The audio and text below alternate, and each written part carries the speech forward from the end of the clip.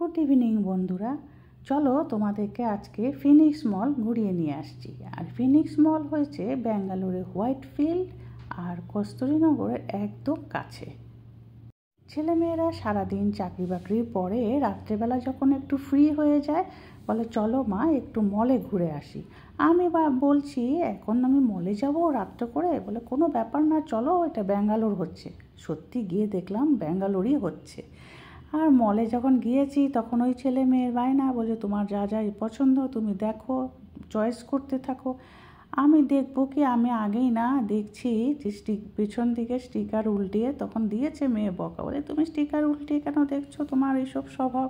কেন কি আমাদের তো তাই চিন্তাধারা না, কত দাম হবে মলে গেলে, কিন্তু তেমন কেন কিছু দাম না, একদমই মোটামুটি একটা বেস্ট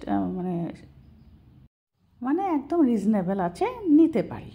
তো যাই হোক, আমার তো সেটা লক্ষ্য ছিল না। আমার লক্ষ্য হয়েছে বাইরে যখন যাচ্ছি সেলফি তুলবো, একটু ভিডিও তুলবো, আমাদের যেটা লক্ষ্য বলো।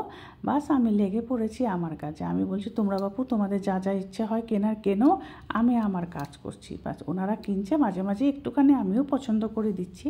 বাস তারপরে আমি লেগে পড়েছি আমার সেলফি নিতে, নানান রকমভাবে আমার ভিডিও নিতে আমি আমার কাজে লেগে পড়েছি। কারণ আমার তো বন্ধুদের কাছে শেয়ার করতে হবে না, আমি ব্যাঙ্গালোরে এসেছি, কোথায় কোথায় যাচ্ছি, কী করছি, সেটা আমি না তুলে ধরলে বন্ধুরা জানবে কী করে।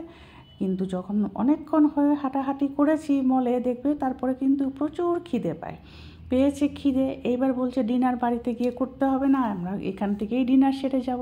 ঠিক আছে চলো, আমার কি, আমি তো মজাই পাই। তারপর ডিনারে ওরা রেস্টুরেন্ট খুঁজছে, যে ভালো ফ্যামিলি রেস্টুরেন্ট কোথায় আছে সেখানে গিয়ে আমরা বসে ডিনার করব। তো একটা রেস্টুরেন্টের সন্ধান পেয়ে গেছে, একটু ওপরে ছিল, তো যাই হোক লিফটে করে উপরে উঠে গেছি। আর সেখানে ছিল জাপানিজ খাওয়া। আমাকে বলছে যে ছেলে মেয়েরা, যে তুমি কি আজকে জাপানিজ খাওয়া খাওয়াবো, তোমাকে আজকে জাপানিজ খাওয়া খাওয়াবো। আমি এই জাপানিজ খাওয়া আমি কি করে খাবো, আমি কি খেতে পারবো, চলো চলো। সব কিছু খেতে হয়, তা অবশ্য ঠিক। বাইরের দেশে গেলে বোঝা যায় কিভাবে চলাচলি করতে হয়, কিভাবে খেতে হয়, কিভাবে কাপড় জামা পরতে হয়, কিভাবে চলতে হয়। আমরা বাড়িতে থাকি সাদাসিধা, ওইভাবে আমাদের অভ্যস্ত হয়ে গেছে, তাই না? কিন্তু বাড়ির বাইরে গেলে বোঝা যায় যে কিভাবে চলতে হয়। তো ঠিক আছে চলো, ফটোশ্যুট টুট অনেক হয়ে গেছে, এইবার একটুখানি রেস্টুরেন্টের দিকে যাওয়া যাক। এবার রেস্টুরেন্টে গিয়ে বসে দেখছি এই তো দিল খেতে, এটার নাম হচ্ছে সুশি।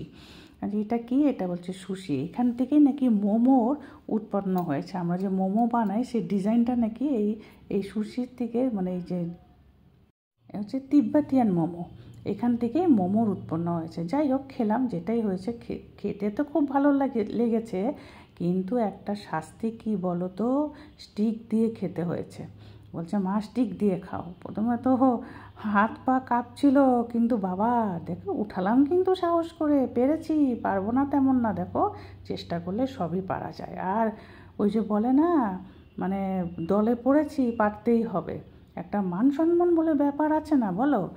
এইবার এটাকে বলছে তোমাকে স্টিক দিয়ে খেতে হবে, চাটনি লাগিয়ে বেশ আরও কত কিছু নাম বলেছিল। দেখো প্রথমবার তো গেছি মানে এই ধরনের খাবার খেতে, তাই জন্য নামগুলো তো মুখস্থ হয়নি। নেক্সট বার যখন যাব দারুণ করে নাম টাম শিখে তোমাদেরকে বলবো। যাই হোক মোমোটা কিন্তু খেতে খুব টেস্ট ছিল, ভেতরে একটু জল জল টাইপের ছিল, কিন্তু খেতে খুব টেস্ট ছিল। আর এটা হচ্ছে কী বলো তো, এটা হচ্ছে পর্ন, মানে চিংড়ি মাছ। চিংড়ি মাছটাকে আর সম্পূর্ণ হেলদি খাবার। লাস্টে মা মেয়ে একটু ফটো তুললাম, বাস।